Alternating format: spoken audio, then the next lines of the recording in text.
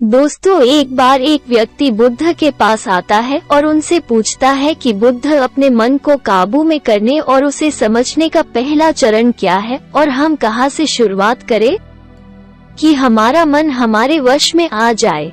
बुद्ध मुस्कुराते हैं और उसका उत्तर देते कि अपने मन को समझने का पहला चरण है इसके द्वारा दिए गए लालचों की व्यर्थता को देख लेना। जिस इंसान ने अपने मन के द्वारा दिए गए लालचों की व्यर्थता को देख लिया, उसने इससे मुक्त होना शुरू कर दिया। और उसके बाद वो व्यक्ति बुद्ध से पूछता है कि हमारा मन जो हमें लालच देता है उसके व्यर्थता को कैसे देखा जाए। बुद्ध कहते हैं अपने अनुभव से, मनुष्य जिस भी गलत कार्य को अति में करता है उससे उसे दुख मिलता है और यही दुख उसका अनुभव है और यही अनुभव उसके रूपांतरण का कारण बन सकता है। जिसने देख लिया और वास्तव में देख लिया कि नशा करना केवल दुख है, उसने नशे से मुक्त होना शुरू कर दिया। जिसने देख लिया कि ईर्ष्या केवल खुद को जलाती है और वास्तव में देख लिया, उसने ईर्ष्या से मुक्त होना शुरू कर दिया। तुम्हारा ये देख लेना कि मन लालच तो हमेशा तुम्हें तृप्ति का देता है, लेकिन लगता ये तुम्हें सदैव अतृप्त है, और यही अपने मन को समझने का पहला चरण है। कहानी को आगे बढ़ाने से पहले आपको इस एक प्रश्न को समझना आवश्यक है, और वो प्रश्न है कि आप अपने मन को वश में करना क्यों चाहते हैं। क्योंकि आपने यह अनुभव कर रखा है कि आपका मन आपको दुख देता है, पर क्योंकि आपको आपके मन के लालच बहुत बड़े सुहावने लगते हैं, इसीलिए आप इन लालचों के पीछे छुपे हुए दुखों को नहीं देख पाते। सिर्फ अपने दुखों को देख लेने से आपका मन आपके वश में नहीं हो जाएगा। उसके लिए आपको दूसरा चरण क्या है ये समझना होगा। वो व्यक्ति बुद्ध से पूछता है कि बुद्ध, यदि कोई व्यक्ति यह जानता है कि उसके मन के लालचों के कारण उसके जीवन में दुख है, तो क्या इसका अर्थ यह है कि वो व्यक्ति पहले चरण पर है? और यदि वो व्यक्ति पहले चरण पर है तो दूसरे चरण पर कैसे जाएगा? बुद्ध कहते हैं कि उस व्यक्ति को खोज पर निकलना होगा, किसी ऐसे व्यक्ति की खोज पर जो अपने मन से मुक्त हो चुका है और जिसने अपने मन को जान लिया है।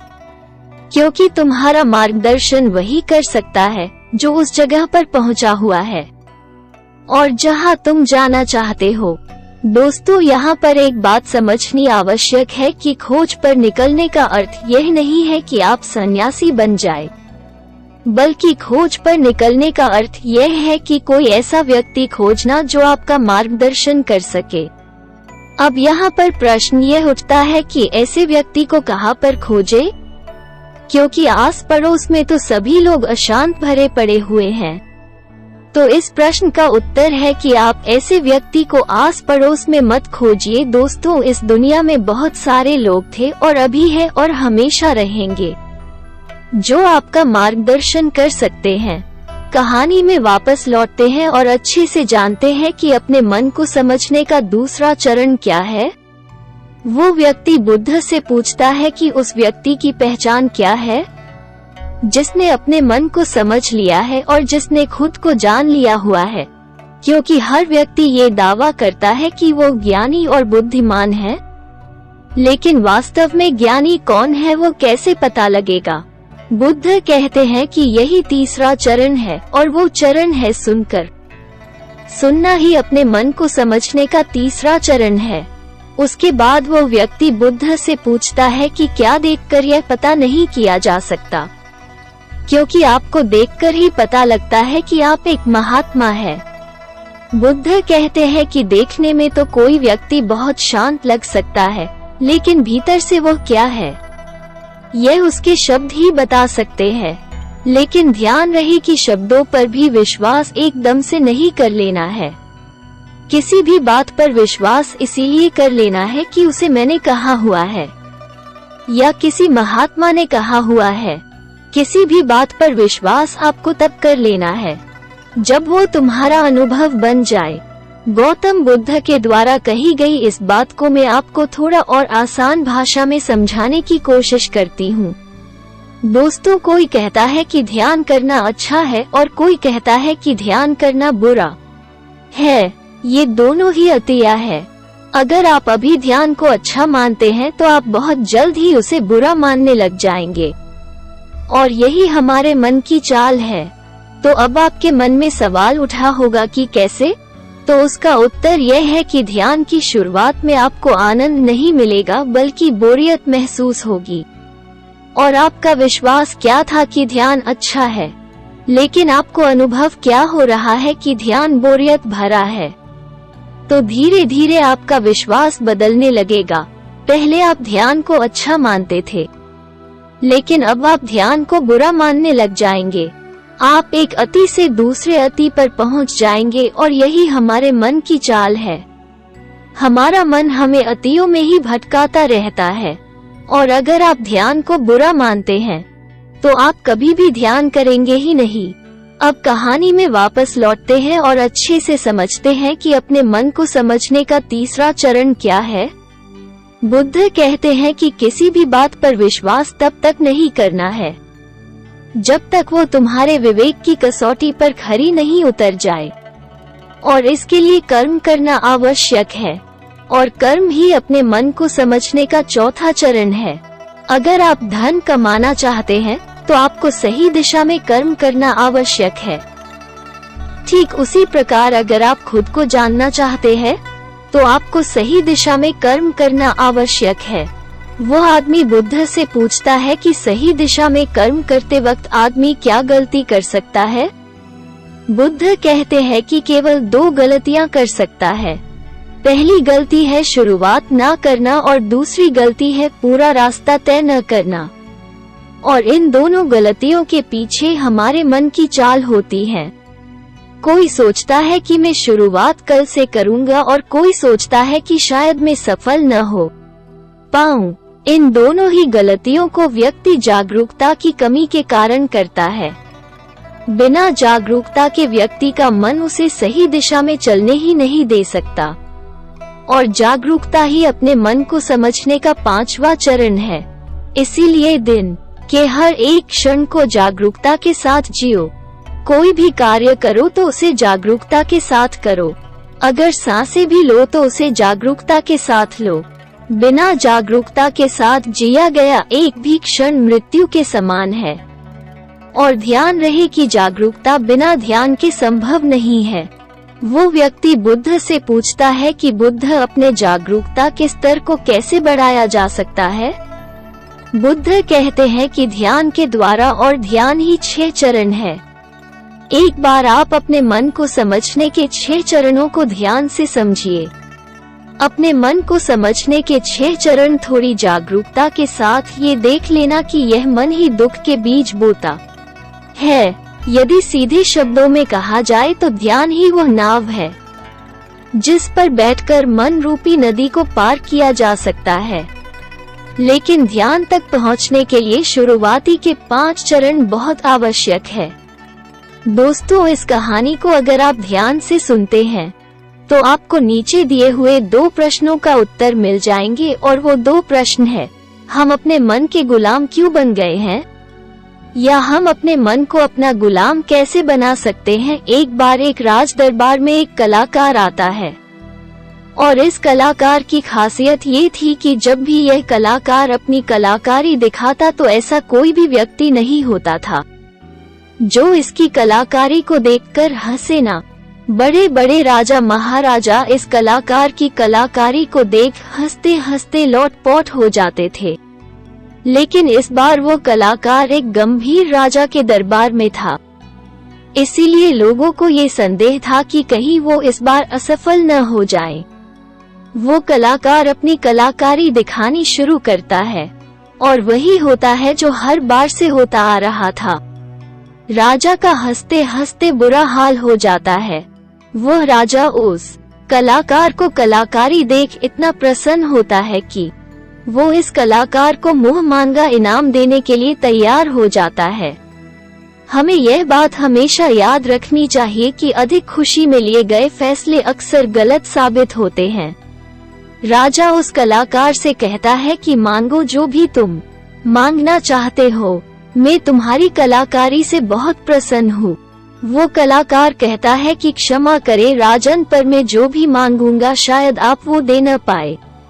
राजा अपने आसन से खड़ा होता है और कहता है कि अब तुम मेरी प्रसन्नता को क्रोध में बदल रहे हो। क्या तुम्हें मेरी द्वारा कही गई बात पर संदेह है?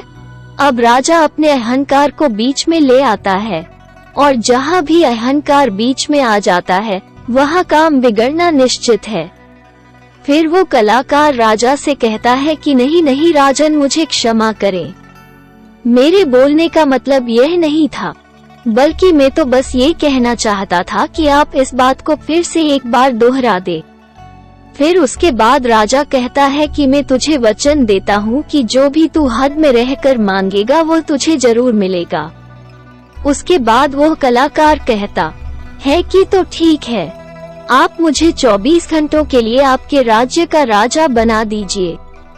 उस कलाकार की बात सुन राजा मन ही मन सोचता है कि अच्छा है, मैंने इसे हद में रहकर मांगने को कहा था, वरना ये तो हमेशा के लिए राजा बनता।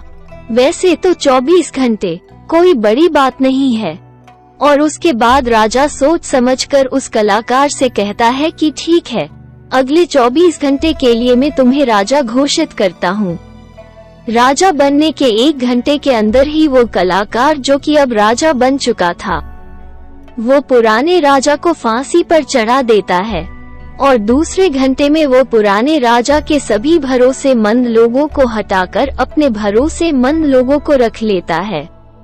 आप में से बहुत सारे लोग उस राजा को मूर्ख समझ रहे होंगे, परंतु मैं आपको बताना चाहती हूँ कि वो राजा कोई और नहीं बल्कि आप है, और वो कलाकार आपका मन है। आपका मन आपको थोड़ी सी खुशी क्या दे देता है कि आप उसके पीछे पीछे हो लेते हैं।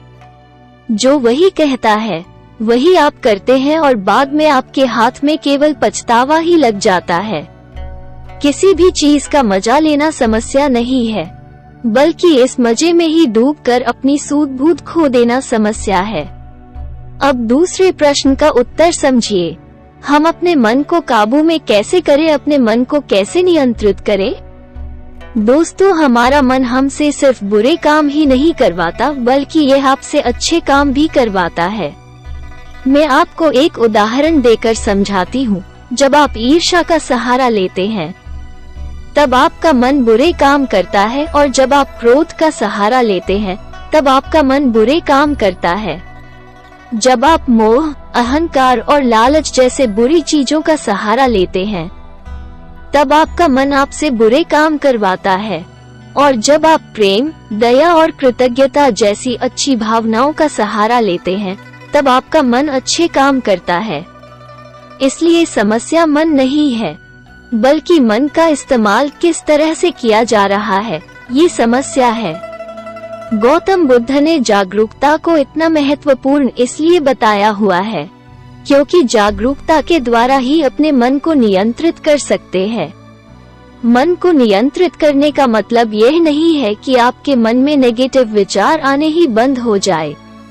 मन को नियंत्रित करने का सही मतलब ये है कि आपका कोई भी विचार आपको विचलित ना कर पाए। विचलित होने का अर्थ सिर्फ परेशान होना नहीं है, बल्कि खुश होना भी होता है। बहुत ज्यादा खुश होना समस्या नहीं है, परंतु उस खुशी में कोई निर्णय लेना समस्या है। उदाहरण, किसी से कोई वादा कर देना। ठीक उसी प्रकार बहुत ज्यादा दुख होना समस्या नहीं है, बल्कि इस दुख के कारण कोई निर्णय लेना समस्या है। उदाहरण, आत्महत्या करना। अगर आप पूरे जागरूकता के साथ ये देख पाए कि सुख और दुख, इन दोनों की अति में कोई भी निर्णय लेना दुख और पीड़ा को जन्म देता है, तो आप आंख बंद करके सुख के पीछे नहीं भागेंगे। और अगर आप सुख के पीछे नहीं भागेंगे तो दुख आपके पीछे नहीं भागेगा, क्योंकि ज्यादातर लोग जिसे सुख समझते हैं वो दुख की परछाई है। अब लोग इस बात का यह अर्थ निकाल लेंगे कि हमें सुख का आनंद नहीं लेना चाहिए, जबकि यह निष्कर्ष बिल्कुल गलत है। अगर आप सुख और दुख, इन दोनों की अति में कोई निष्कर्ष नहीं निकालते हैं, तो आप वही रहते हैं जहां आपको रहना चाहिए, मध्य बिंदु पर, जिसकी बात हर बार बुद्ध कहते हैं। मैं आपको मन के बारे में एक खास बात बताती हूँ। आपको ऐसा कब लगता है कि आपको अपने मन को वश में करना चाहिए? मैं आपको बताती हूँ, जब आप वो काम कर रहे होते हैं जो काम करना आपके लिए सही नहीं होता है, तब आपको महसूस होता है कि आपको अपने मन को अपने वश में करना चाहिए, मगर आप वो काम फिर भी करे जाते हैं क्योंकि आपको उस काम को करने में मजा आता है। उदाहरण के लिए चुगली करना। आपको पता है कि चुगली करने से आपको कुछ भी फायदा नहीं होगा, फिर भी आप चुगली करते हैं क्योंकि चुगली करने में शुरुआत में मजा आता है, परंतु धीरे धीरे ही आपको पता चलता है कि आप अपने ही नजरों में छोटे बन गए हो।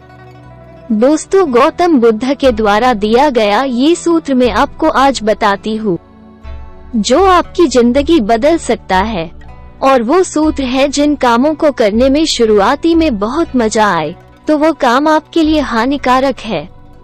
उदाहरण के तौर पर फनी और गंदे वीडियो देखना, वेब सीरीज, जंक फूड खाना और सुबह देर से उठना इत्यादि।